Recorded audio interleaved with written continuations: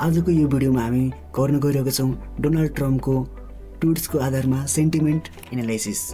यो सेन्टिमेन्ट एनालाइसिसमा हामीले डोनाल्ड ट्रम्पको ट्विट्सहरू लिएका छौँ ट्विटरबाट अथवा एक्सबाट, र त्यो डाटासेटको आधारमा उनको ट्विट्सहरू कतिको नेगेटिभ छ कतिको पोजिटिभ छ भनेर त्यो कुरा चाहिँ हामी एनालाइसिस गर्दैछौँ।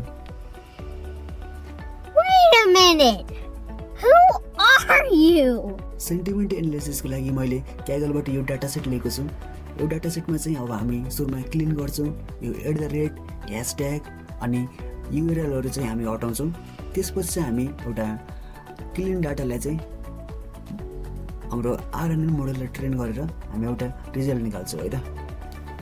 मैले यहाँ तपाईँको डाटासेट अलिकति क्लिन गरेर भिजुअलाइज गर्दा मेजोरिटी अफ द ट्विट्स चाहिँ ट्रम्पको नेगेटिभ सेन्टिमेन्टमा छ र मेजोरिटी अफ द ट्विट्सहरू चाहिँ पोजिटिभ सेन्टिमेन्टमा देखिएको छ। यो मोडल चाहिँ फर्दर हामी अघि हेर्दैछौँ। यहाँ चाहिँ हाम्रो डोनाल्ड ट्रम्पले majority of the times use गरेको वर्डहरू हामीले यसरी वर्ड क्लाउडमा देखाएका छौँ, जसमा डोनाल्ड ट्रम्प, प्रेसिडेन्ट ट्रम्प, अनि बिहानको कुरा भयो ट्रम्प सपोर्टर भनेर यो वर्डहरू चाहिँ मेजोरिटी अफ द ट्विट्समा रिपिट भएको छ। यो ट्विट चाहिँ वारभन्दा अलिकति अघिको, सो यसमा चाहिँ वारहरूको कुरा चाहिँ छैन।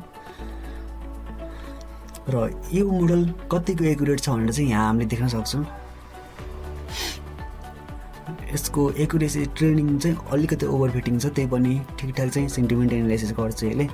अनि त्यो चेक गर्नुको लागि हामी यहाँ अब केही वर्डहरू हानौँ, यसले चाहिँ कस्तो प्रेडिक्ट गर्छ अनि त्यो हेरौँ। अनि यहाँ मैले यो पहिलो सेन्टेन्स लेखेर दिएँ अनि यसले चाहिँ करेक्ट प्रेडिक्सन गरेको छ। यहाँ चाहिँ negative sentiment with a high confidence rate. अनि अब हामी नेक्स्ट हानौँ है त। र अहिले चाहिँ यसले पोजिटिभ सेन्टिमेन्ट छ भनेर प्रेडिक्ट गरेको छ, जसको कन्फिडेन्स पर्सेन्टेज अल्सो हाई छ।